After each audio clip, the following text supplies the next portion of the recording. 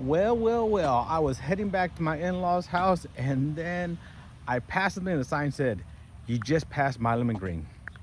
So I had to stop, turn around, I flipped the bitch, and head into Milam Greene.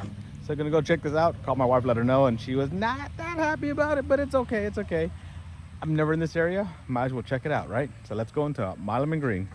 Just kind of want to show you outside. Look at small distillery, that produces some good stuff. They make some stuff here in-house, and they also get some stuff from Kentucky, and they kind of combine that. So kind of cool. Let's go inside, see what they have. So here at Milam Greene, got a black walnut old fashioned and their Father's Day release barrel pick. Try it.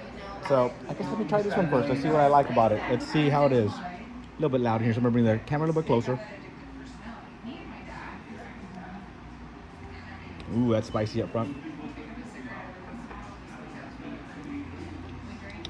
I like it though, nice and spicy.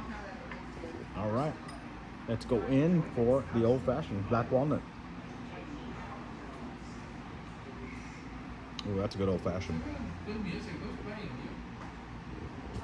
Yep, that's something I can definitely drink. So check out the cute little bar, and it's a cute little spot, very small, very cozy, and there's the exit, but very small, and the distilleries on that side. All right, so made it out to still Austin, picking up my bottles. Been crazy weather, didn't know if I was gonna make it. There goes HRH running in, because they sometimes melt in the rain, but let's get in there, let's get these bottles, let's have a drink, and get back before the weather gets crazier.